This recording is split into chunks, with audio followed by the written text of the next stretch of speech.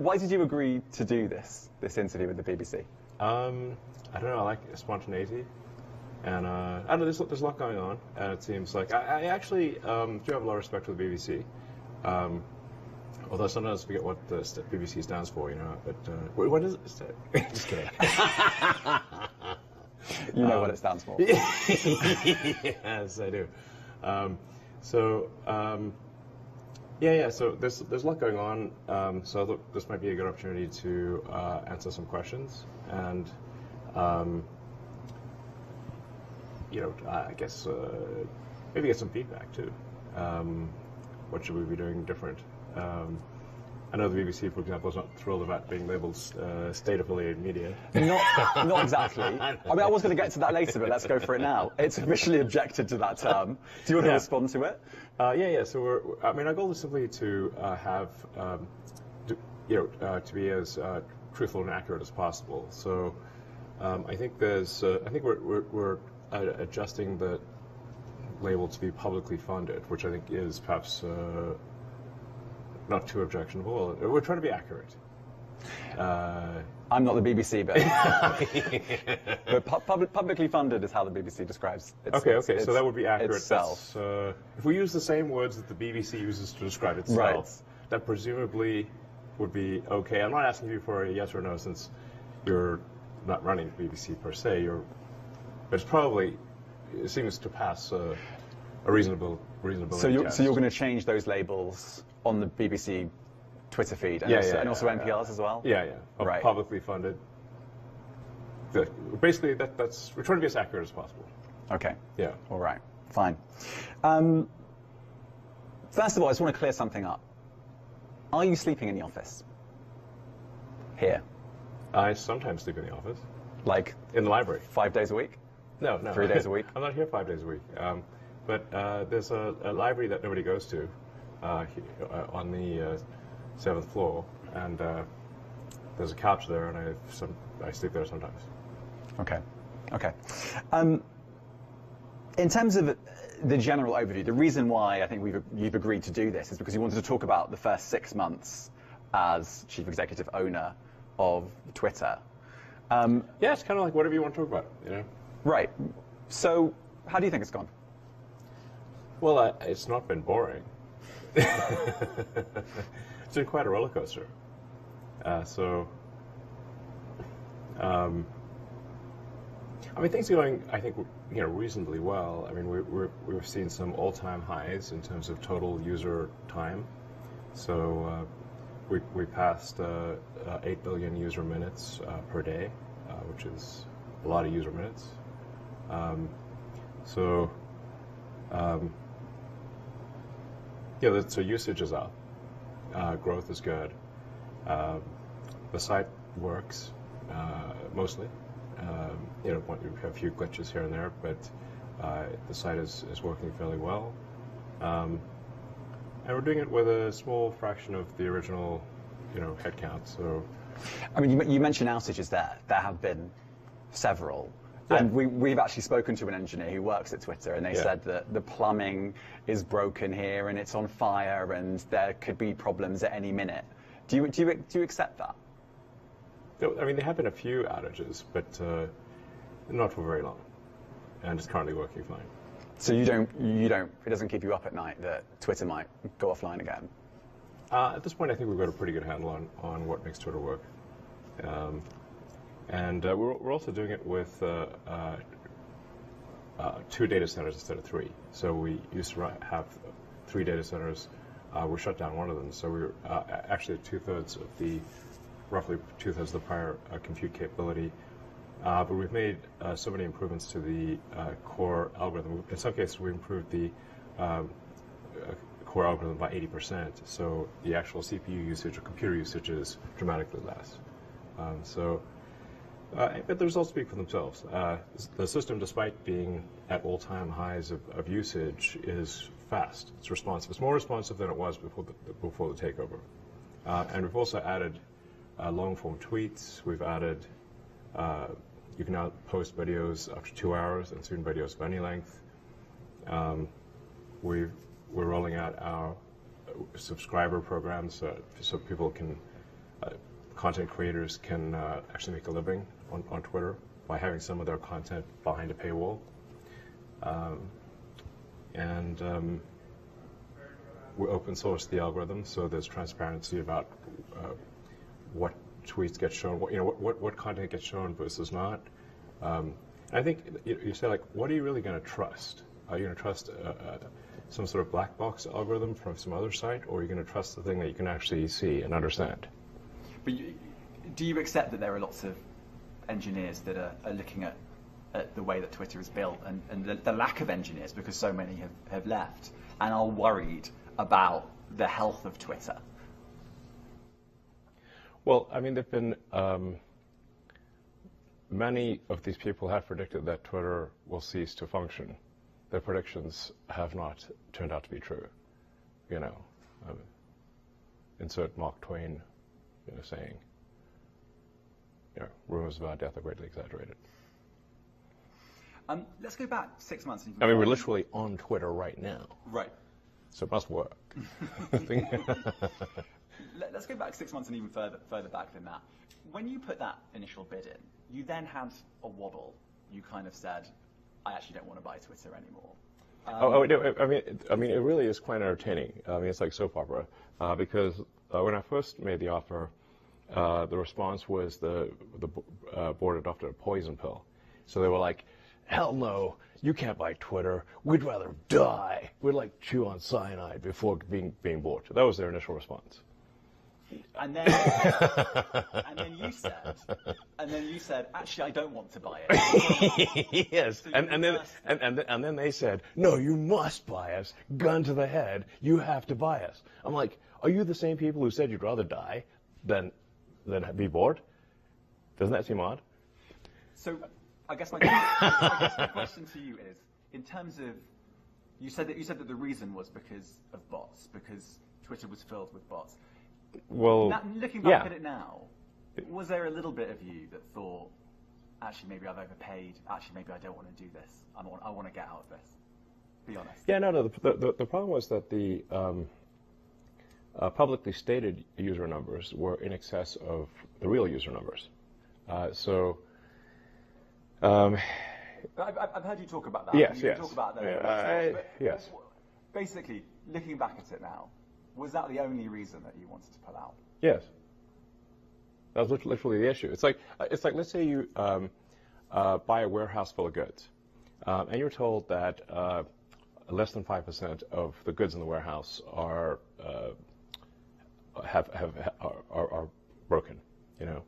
But then you actually get the warehouse. You look into the warehouse, and it turns out actually 25% of the things are broken. You'd be like, that's not what you said.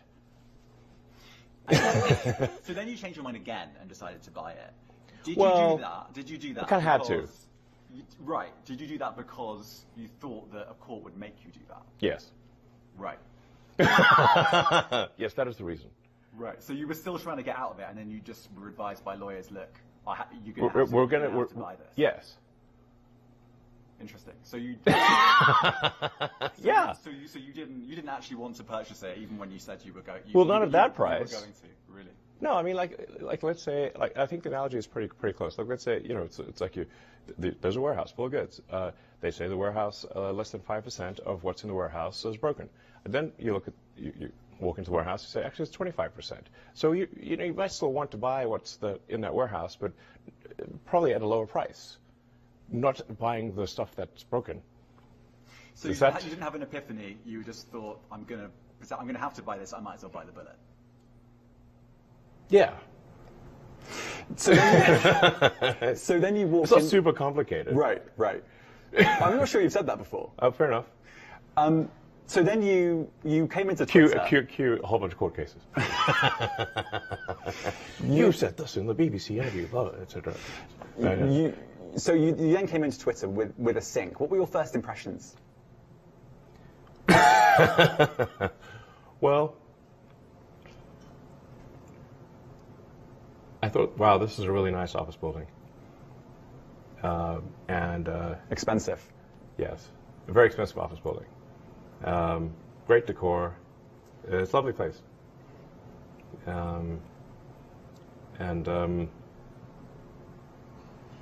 I mean, and definitely is spending money like it's going out of fashion, which it isn't quite going out of fashion yet. So, no, I mean, the gravity of the situation is perhaps not well understood. At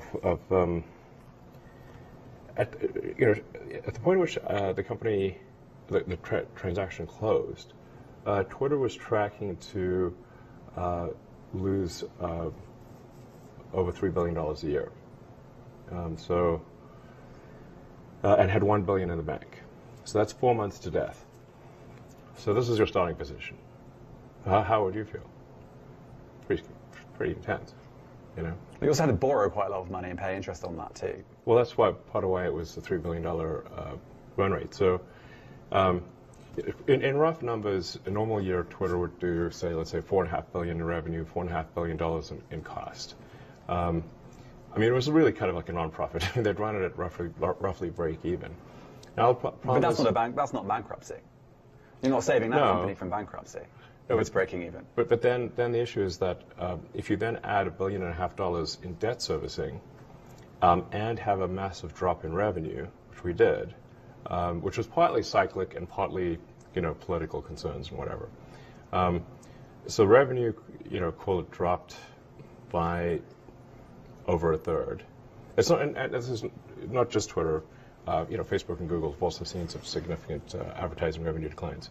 It's been a little higher at Twitter, but most of the advertisers are coming back. So I think we'll be back where there's a cyclic demand drop, which is still pretty significant. But in rough numbers, revenue dropped from $4.5 billion to $3 billion, and expenses went from $4.5 billion to $6 billion, creating a $3 billion negative cash flow situation, and Twitter having $1 billion in the bank. That's 4 months to live.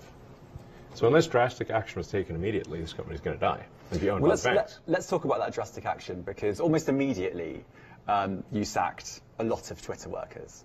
And I spoke to them. It was very easy to speak to them when it happened. And the way they said, pretty much everyone said, is that it felt quite haphazard. It was. And it felt a little bit uncaring. I wouldn't say uncaring. The issue is like the company's either going to go bankrupt, or if we do not cut costs immediately, this is not a caring, uncaring situation. It's like if the whole ship sinks, then nobody's got a job. Right. Yeah. But a lot of people just lost their jobs like that. And they weren't. They didn't even know they'd lost their jobs often. They just were just so let me frozen out ask of you, their accounts. what would you do? Well, you might want to give someone some notice. I mean, you might. By the way, I'm not running Twitter, but I know, but this is the criticism, and this is what staff members say. A little bit of notice, No, I understand. You have 4 months to live. 120 days. In 120 days, you're dead. So what do you want to do? How much are you worth? I don't know. But we're talking about around the $200 billion mark. I mean, it's not quite. You're framing it in a way that it had a few months to live. You're quite a rich man. I sold a lot of Tesla stock to close this deal. I did not want to sell the Tesla stock. Okay. Do you have any regrets on the way that some of the staff were let go? I mean, people were given 3 months of severance, some cases more. So, but we're like I said, the companies need to run on their own cognizance, and it's not so easy for me to sell stock as people might think. I have to sell stock during certain periods. I can't sell stock during other periods. So there are only brief windows where I can sell Tesla stock. And then this is often taken as some lack of faith in Tesla. And in fact, the Tesla stock sales caused the Tesla stock to plummet, which is not good. Do you think those two were connected? Well, the people couldn't parse the difference between I'm selling Tesla stock because I've lost faith in Tesla, which I haven't, or that it's desperately needed for Twitter.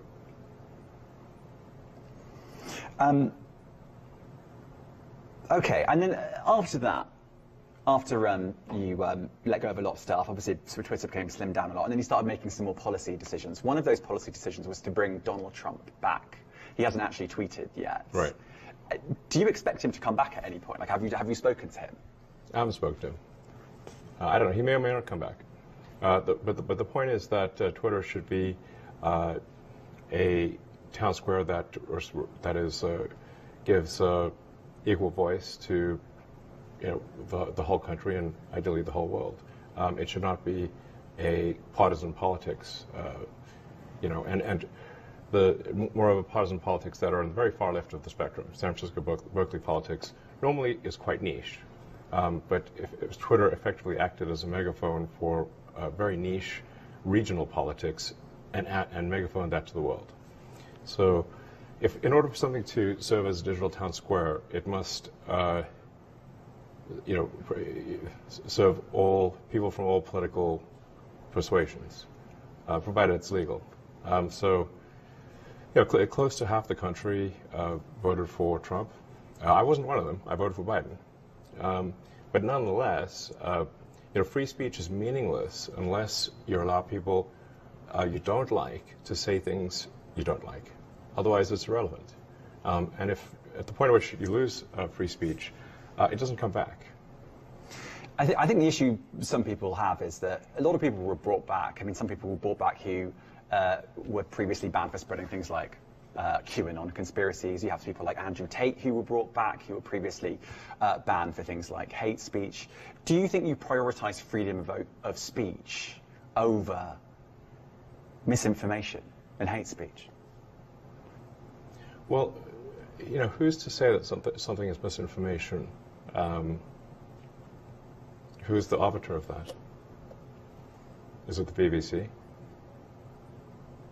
You're literally asking me? Yes. Well, no, you are the arbiter on Twitter, because you own Twitter. Yes, I'm saying, who is to say that one person's misinformation is another person's information?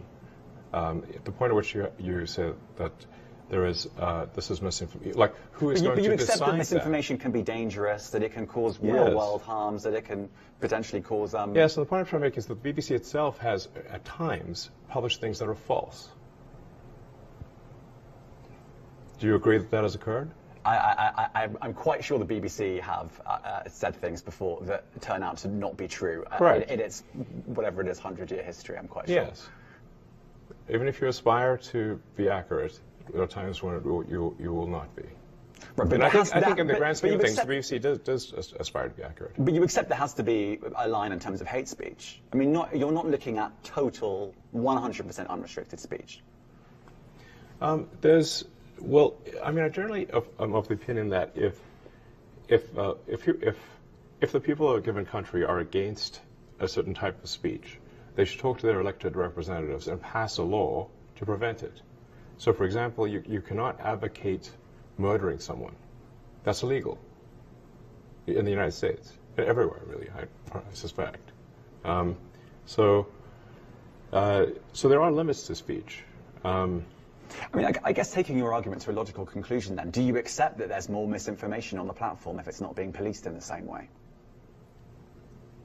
I actually think there's less these days because we've eliminated so many of the bots which were pushing scams and spam. And previous management turned a blind eye to the bots because their bonuses were tied to user growth. And if your compensation is tied to user growth, well, you're not going to look too closely at some of the users. That's part of the problem. So I think we've got less misinformation because we don't have the bot problem that we used to do. And we also have given a lot of attention to community notes, which corrects, with community itself, corrects misinformation. It's been very effective. I mean, I would only just add that, we have spoken to people who have been sacked that used to be in content moderation, and we've spoken to people very recently who were involved in moderation, and they just say there's not enough people to police this stuff, particularly around hate speech in the company. Is that what hate speech are you talking about? I mean, you use Twitter, right? Do you see a rise in hate speech? I mean, but just a personal anecdote. Like, what do you? I don't.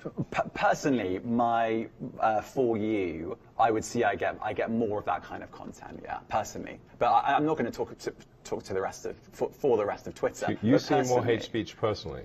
I would say I would see more hateful content in that in that. Content you don't like or hateful? What do you mean to describe a hateful thing? Yeah, I mean, just content that will solicit a reaction, something that may include something that is slightly racist or slightly sexist, those kinds of things. So you think if something is slightly sexist, it should be banned? No, is that what you're saying? I'm not saying anything. I'm saying. Well, I'm just curious. I'm trying to understand what you mean by hateful content, and I'm asking for specific examples. And you just said that if something is slightly sexist, that's hateful content. Does that mean that it should be banned? Well, you've asked me whether my feed, whether it's got less or more. I'd say it's got slightly more. That's why I'm asking for examples. Can you name one example? I honestly don't use.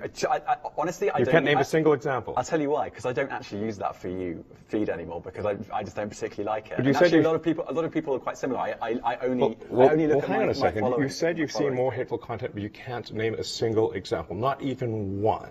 I'm not sure I've used that feed for the last 3 or 4 weeks. And well, then how did you see the hateful content? Because I've been using Twitter since you've taken it over for the last 6 months. Okay, so then you must have at some point seen for you hateful content. I'm asking for one example. Right. And you can't give a single one. And I'm saying then I say, sir, that you don't know what you're talking about. Really? Yes, because you can't give me a single example of hateful content, not even one tweet, and yet you claimed that the hateful content was high.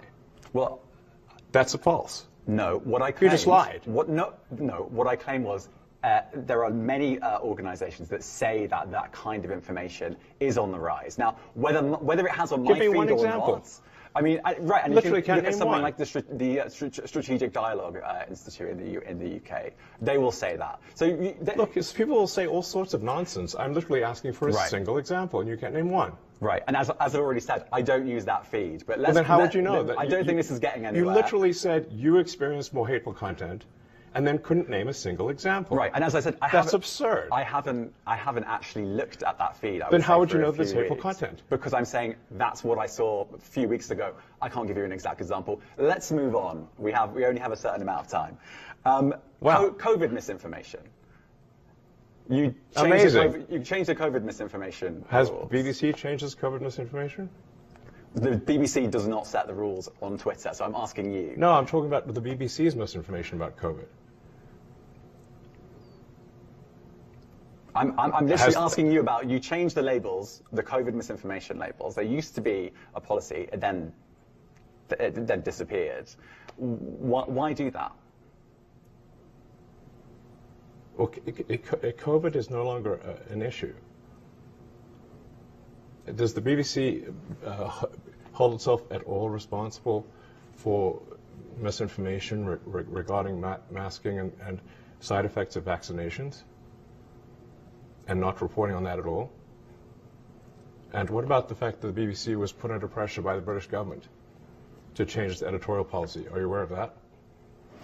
This is not an interview about the BBC. Oh, so. You thought it wasn't?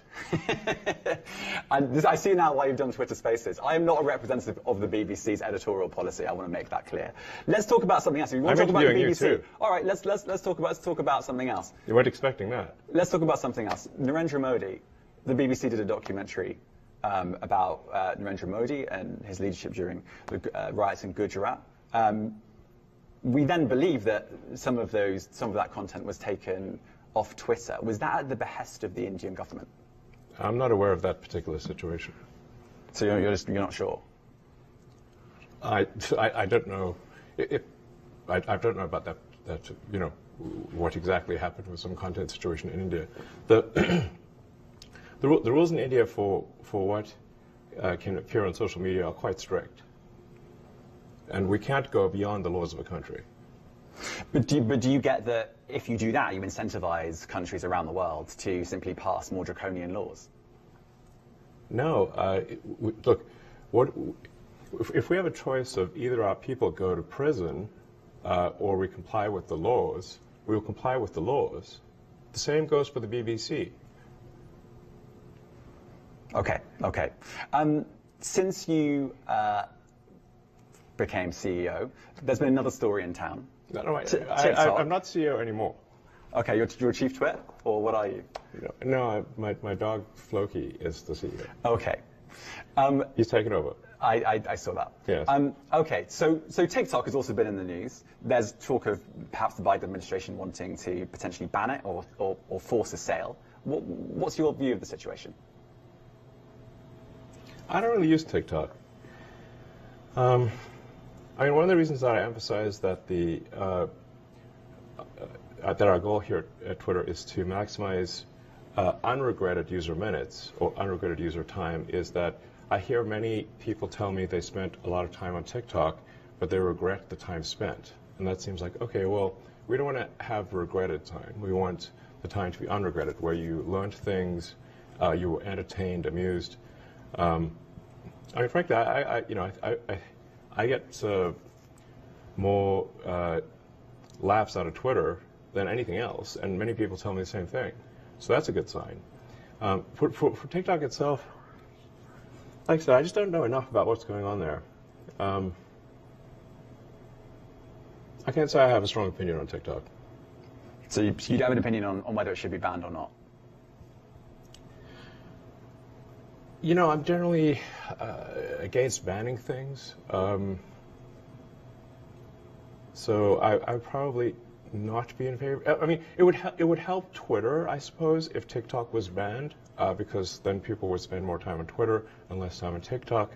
But even though that would be even if it would help Twitter, I would be generally against banning of things. Okay. Do you feel sometimes that your many business interests might get in the way of you having opinion? I mean, for example, Tesla has major connections in China. Do you wouldn't have a certain opinion on something or feel uncomfortable about saying something because of your other business interests elsewhere? Do I look uncomfortable? Actually, I do. I look uncomfortable. Yeah, I mean, Tesla's got activities around the world, and so does SpaceX. You know, once in a while, those things do come into conflict.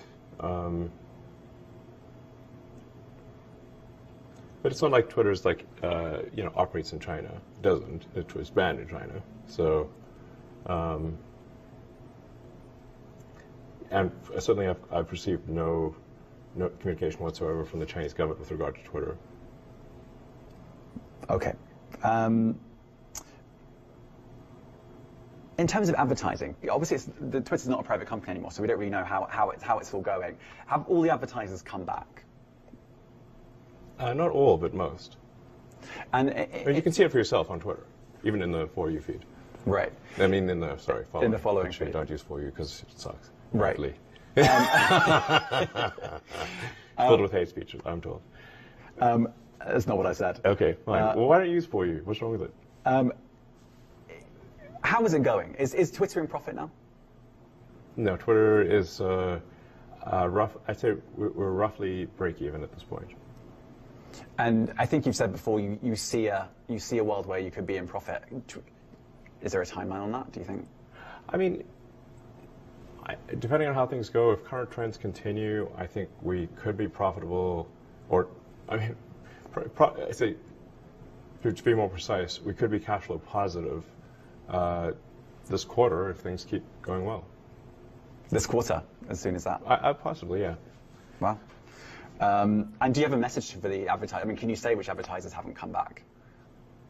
I think almost all of them have either come back or said they're going to come back. There are very few exceptions. Can you say any of the exceptions? I actually don't know of anyone who said definitively they're not coming back. They're all sort of trending towards coming back. But there are some that just haven't. Jump in, the water's warm. It's great. That's your message to the advertisers who haven't come back. Yeah, I mean, look, you know, if Disney feels comfortable advertising, you know, children's movies, and Apple feels comfortable advertising iPhones, those are good indicators that Twitter is a good place to advertise. I want to talk about if you have any regrets, and you know, I think you were booed at a Dave Chappelle concert. I think your own lawyer said a little. Well, some say a little, some say a bit more. I think your own lawyer said you couldn't get a fair trial in San Francisco because there are lots of people that don't necessarily like you here. Yeah, but I have to say I was wrong. He was wrong, I guess. Because I was acquitted by the San Francisco jury unanimously. So, yeah. But I guess. But look, do you have any regrets buying Twitter? I think it was something that needed to be done. I mean, you said it's earlier quite difficult, you know. I'd say that the pain level of Twitter has been extremely high. This hasn't been some sort of party, so it's been really quite a stressful situation, for the last several months. Not an easy one. But apart from the pain, I mean, so it's been quite painful. But I think at the end of the day, it should have been done. I think were there many mistakes made along the way? Of course, but all's well that ends well, and so I feel like we're headed to a good place. We're roughly break even. I think we're trending towards being cash flow positive very soon, like literally in a matter of months. The advertisers are returning. I think the quality of recommended tweets has improved significantly, and we've taken a lot of feedback from people that have looked at the open source recommendation algorithm, and we've made a lot of improvements even since that was made open source, and we're going to keep doing that. So overall, I think the trend is very good. So, I mean, it was actually something I was going to ask you. You mentioned the pain, but you actually tweeted, I think in February, you said the last 3 months have been extremely tough. I wouldn't wish that pain on anyone. Are you talking emotionally there? I mean, yeah. Can you explain? I wasn't stabbed or anything. Right. Like some people around here, it's just dangerous neck of the woods we're in. It is, or it can be. But can you just talk me through the emotional strain of this? Yeah, I mean, look, I've been under constant attack. I mean, it's not like I, have a stone cold heart or something like that. If you're under constant criticism and attack, and then that gets fed to you nonstop, including through Twitter,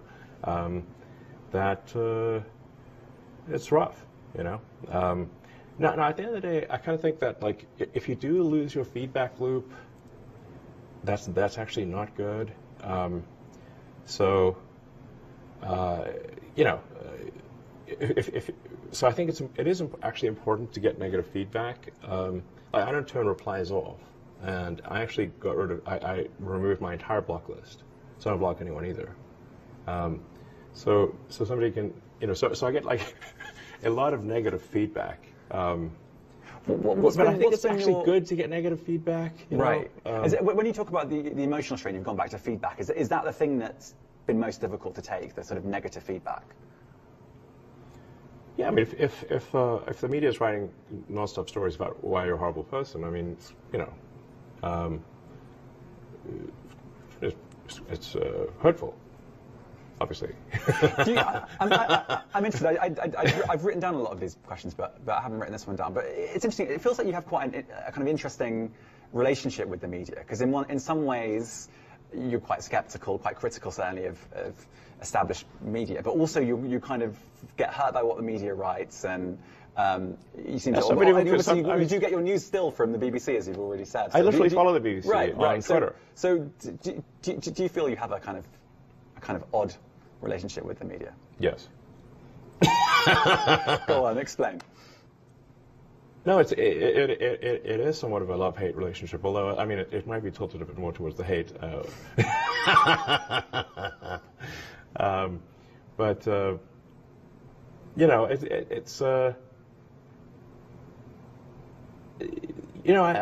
think this is sort of part and parcel of having a free media situation, which is that I do take heart in that the media is actually able to trash me on a regular basis in the United States, in the UK, and whatnot. Whereas in a lot of other places, the media cannot say mean things to powerful people. Okay. But I think it's better that we have a situation where the media can say mean things to powerful people. If we're talking about the media, let's talk about verification labels. You obviously want to create another revenue stream that's subscription-based. Is verification the way to do that? Because we have a kind of a situation at the moment where the New York Times doesn't have a verified badge, whereas anyone else who can pay whatever few bucks a month can. Can that be right? Is that what you envisaged when you bought Twitter? I must confess to some delight in removing the verified badge from the New York Times. That was great. Anyway, they're still alive and well, so they're doing fine. But on a serious note, it could flame disinformation again if you have verified accounts that are from anyone who can pay money. They go up to potentially the top of feeds.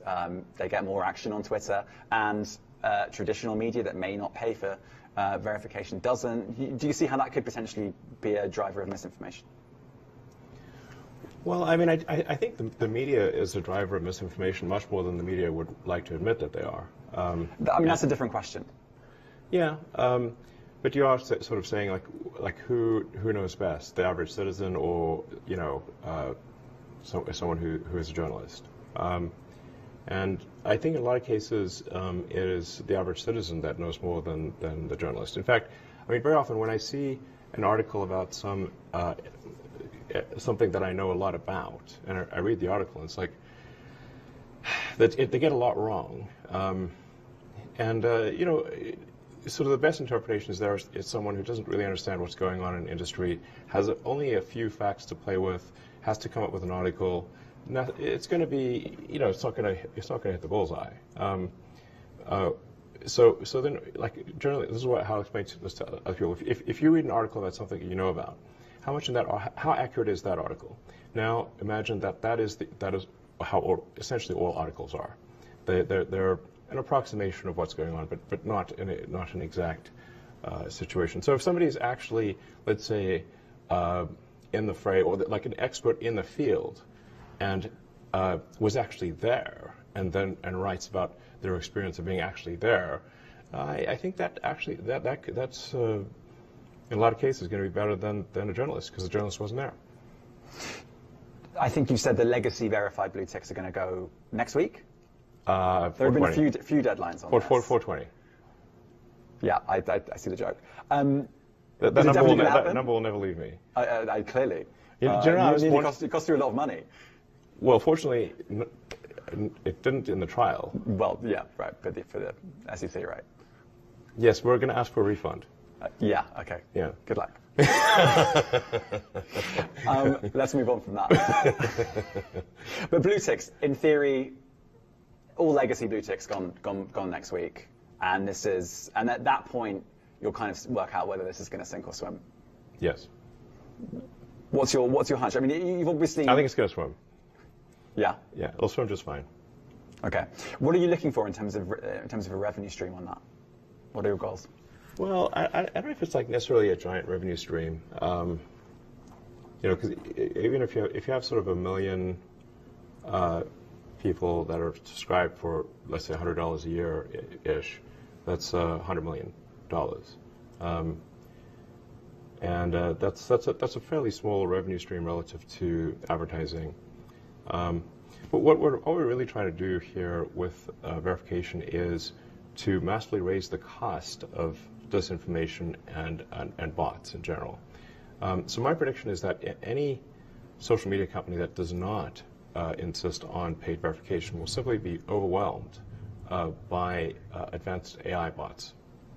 I mean, ChatGPT is essentially a zillion instances of ChatGPT. How would you even know? Is that really what you want on the platform? Do you want big news organizations being overwhelmed by bots so that they have to pay you some money? No, the point is that you won't be. If you pay. But a lot of organizations have already said they're not going to pay, like the New York Times. Well, then, that's up to them if they, can make them pay. It's a small amount of money, so I don't know what their problem is. But we're going to treat everyone equally. So what we're not going to do is say that there's some anointed class of journalists who are the special ones who get to tell everyone what they should think. That it should be up to the people what they think. And even if an article is completely accurate and comprehensive and everything, there's still, in writing that article, the media is choosing the narrative. They're deciding what to write an article about. So I'm hopeful that this can be more a case of the public choosing the narrative as opposed to the media choosing the narrative. But the media can choose the narrative, at least a combination of the media and the public choosing the narrative. And the public getting to weigh in on stories if they think that they should add something to it or we got something wrong. And over time, I think if Twitter is the best source of truth, it will succeed. And if we are not the best source of truth, we will fail. Someone comes in and offers you $44 billion for Twitter right now. Would you take it? No. Would you consider it? No. Why? Well, I take it back. It depends on who. I suppose if I was confident that they would pursue, they would rigorously pursue the truth, then I guess I would be glad to hand it off to someone else. I don't care about the money really, but I do want to have some source of truth that I can count on, and I hope that's our aspiration with Twitter, is to have a source of truth that you can count on. It's also real time. It's an immediate source of truth that you can count on, and that gets more accurate with time as people comment on a particular thing. Well, if you don't care about the money, you could just give it to someone that you think is a good person to run Twitter. Who do you think that might be? I'm not the boss of Twitter. No, but you might still have an idea. Who could run Twitter? Yes. Honestly, I have no idea who could run Twitter. Yeah, it's a hard job. Okay, let's move on to. You said that you were going to stand down I already have. chief executive, right? Okay. I keep telling you, I'm not the CEO of Twitter. My dog is the CEO of Twitter. Okay. Have you got any? He's a great dog. Other than the dog. He's very alert, and it's hard to get anything by him. Okay, that's good to know. Other than the dog, have you got any successes in mind? He's got a turtleneck. I mean, what more do you need? Okay. All right. We're going down that route. Steve Jobs or Elizabeth Holmes are you making reference to? I guess more Elizabeth Holmes. Okay. I've forgotten the question now. He's got a husky voice and a black turtleneck. Problem solved. What were we talking about there? Who would you want? Have you got a successor in mind? Not yet. Hopefully at some point. Right. So, because you did say you were going to stand down. Well, I did stand down. Okay. All right, let's move on from that then. All right. What about this office? I'm intrigued about this office. You said it was expensive. You don't really need a CEO. Yeah? Yeah. Why can't we be an anarchist syndicalist commune? I think Jack Dorsey kind of recommended doing that, and you kind of ignored it. Yeah, it was kind of that, actually. This office, are you thinking about moving out of San Francisco? Not yet. Not yet. Not yet. No, I mean, this place is nice, and I kind of like this office building, actually. Yeah. Okay, so you're not, because I know you've talked about there's been high levels of crime here. You actually said at one point. I think we should do something about the crime. Right. People are dying. Right. We should take action. You've also talked about how potentially, I think you might have been joking, but you could turn this into a homeless shelter. So I guess the reason I'm asking is, you've if we tried to turn it into a homeless shelter, and the building owner rejected it. You tried to. Yeah, they won't let us. Which bits have you tried to turn into a homeless shelter? We're only using one of the buildings, and so the other building could be a homeless shelter. And you've tried to. Yeah, we would like to do it right now. Really? Yes. And you're being stopped by who? By the building owner. They won't let you? No. In fact, they wouldn't even let us take the W off the sign. So how were you going to do that? They're really quite What was your plan for the shelter? I don't know. We could just let people stay there. It's nice. Right. Okay. I didn't know that. They can bring their stuff, bring the tent and whatever. Right. And it's a roof over their head. Yeah. If the building owner lets us, we'll do it. Yeah?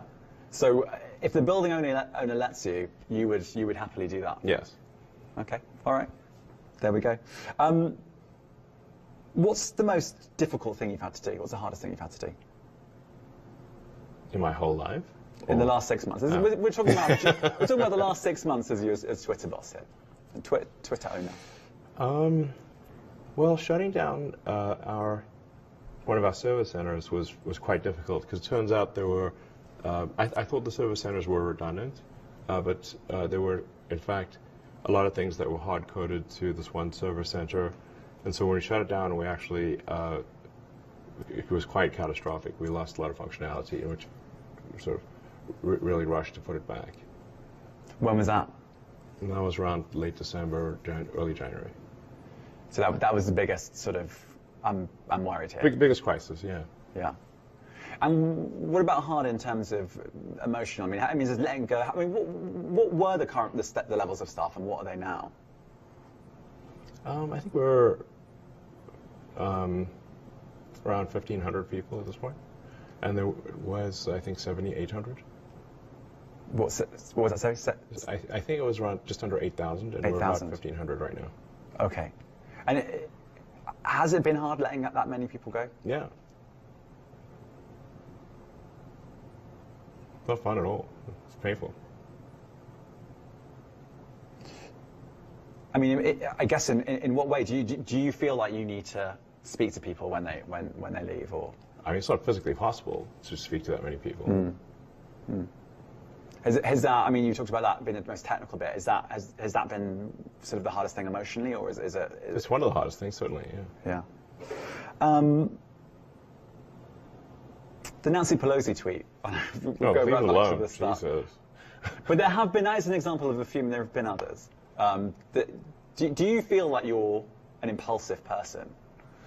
I mean, have I shot myself in the foot with tweets multiple times? Yes. Do you feel like... I need bulletproof shoes at this point. You've definitely done that. The issue is that you're now a Twitter owner. Do you feel like you should look at your tweets more? You have a higher responsibility when you tweet something out for it to be accurate? I think I should not tweet after 3 a.m. That's the rule. Yeah, well, maybe 2 a.m. That's the new rule. Yeah, something like that. Okay, so there's a blanket ban. I shouldn't. What are your Twitter rules? I mean, I've heard some people say never tweet when you've been drinking, or never tweet when angry. What are your Twitter rules? Well, I think those are two good rules. Yeah, don't tweet if you're wasted, or really upset about something. Yeah, probably. I mean, a good friend of mine actually had a good suggestion, and it has helped, which is that if you're going to tweet something that maybe is controversial, save it as a draft and look at it the next day and see if you still want to tweet it. And that has been a good rule of thumb. Okay. So I've got a bunch of things in my draft folder that I'm glad I didn't send. I can't remember whether I've asked you this. This is my sort of wrapping up at this point. But yeah, do you have any regrets? I mean, one can always, like, hindsight's 20/20, so that, a bunch of decisions that could have been made better for sure. But as I said, all's well that ends well, and things are going pretty well. So in the grand scheme of things, I can't complain. Okay. I'm going to just check my list of things to make sure I've actually asked. I mean, it's maybe this something that people on the Twitter want to say. Ask, we can ask them. That's on you. That's on you. There's 680,000 people listening. There you go. That's a lot. That is a lot. Let's see. How do we see? Okay. Let me see who. I'll just look at my tweet and see what people are saying or what questions they have.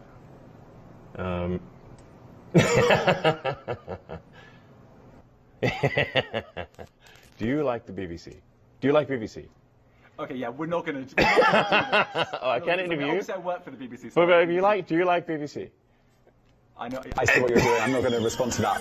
Okay, I think we can finish the interview there. If you want to continue, thank you very much. Well, for come on. This. I really appreciate it. Sure, you like BBC. Come on. I'm not engaging. All right. Elon, it honestly has been a pleasure talking to you. It really has. And if you want to carry on answering questions on this, then go for it. But I'm not going to. Okay. Well, I'm just trying to see if there's like any good. There's a lot of comments here. I can imagine.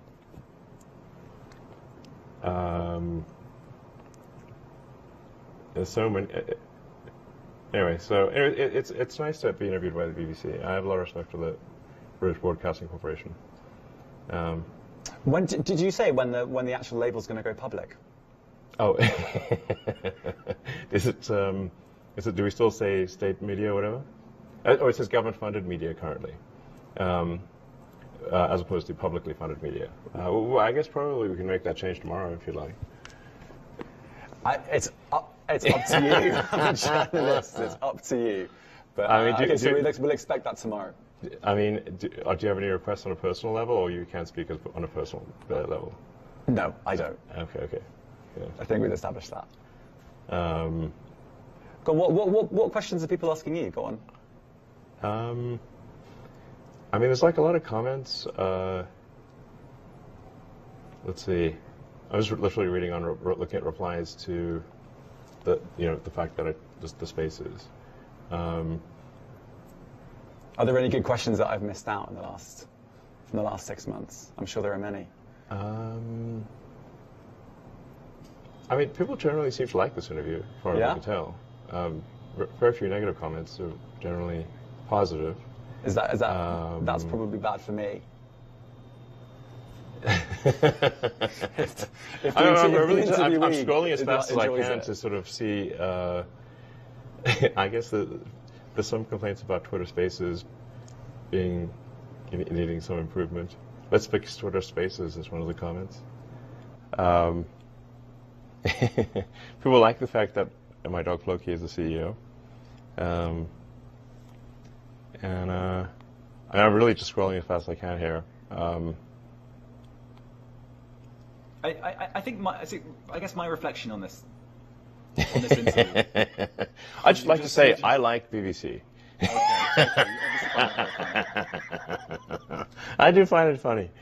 I think, I mean, honestly, if listening to the interview, the answer about misinformation and saying, oh, we don't police misinformation in the same way, but because we try and get bots, because we try and take down bots, we'll be effective at bots.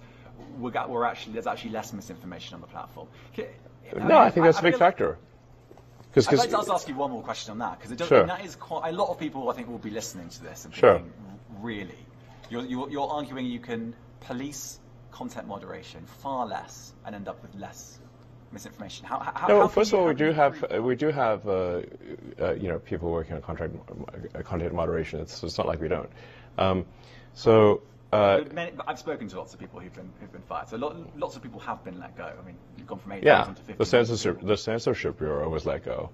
I don't think the sort of putting a thumb on the political scales on the far left has been let go, because that's not right. That's not what you want for a public square. You've got to have equal treatment for people from across the political spectrum. So, some of them are going to be upset about that. But like I said, my experience is that there's less misinformation these days, not more, and that the community notes feature is extremely powerful for addressing so-called misinformation. I mean, you've had community notes placed on your own tweets. Yes. One of them involving an alleged diamond mine. Diamond mine? A mine that. What diamond mine? A mine that your father part-owned. Yeah, my father never owned a so you're thinking of an emerald mine. Emerald mine. Yeah, I'd like to see a picture of this alleged emerald mine. Because you've been community noted on that tweet. Yeah. Did you know that? No, but he never owned a emerald mine. This is total bullshit. Not even a 50% stake. No. Because in community notes. But first of all, okay. Do you think something like an emerald mine would have like some sort of property register? There'd be like a picture of it. It's not like you can say, "Oh, that's my mine." These things are hotly debated. If you've got something valuable, you have to have some property record, like a house. but much more important than a house. And yet there is no property record whatsoever. There is no picture of this mine whatsoever. It doesn't exist. It's fake. So it's a really good example then, because there is a community note on that tweet that says, you said this thing on the X day, blah, blah, blah. So in that instance, the community notes didn't work. So you're saying that that's a way of solving misinformation, but you're literally saying one of those community notes is wrong. The community note may be referring to a thing where I went on a trip with my father to Zambia, but I never saw any mine or anything. So there's no mine. I'm not right, but at this point I'm just saying the community note says it is. So you're saying it's this bit great panacea, but yeah, it's literally on your own tweet, the community notes, according to you, are wrong. If they're referencing an article, then the article may not be wrong, but they're still representing. Anyway, but community notes is not going to be perfect, but it's the batting average of community notes I found to be extremely high. Right. So community notes plus getting rid of millions and millions of bots every day, I guess. That's what we're talking about. Yeah. That's what you think is tackling misinformation over content moderation. And I think that's the bit that a lot of people will go, really? Really? Yes, really. Look, the acid test is people use the system and find it to be a good source of truth, or they don't. And no system is going to be perfect in its pursuit of the truth. But I think we can be the best, the least inaccurate. That's our goal, the least inaccurate. And I think I think we might be there already. If we're not there, we'll be there soon. Do you have? I've spoken to people who think this. Do you have a kind of message for people who think that Twitter has been ruined? Well, we have all-time high usage, so I don't think it has been. Some people think it has been. I'll tell you that. Yes, well, they're probably the same people who predicted that Twitter would cease to exist, and their predictions have turned out to be false. Okay. I'm not going to ask you whether you think it's been ruined, because obviously you're not going to No, I think it's great. Yes. That's way better. Better by a lot.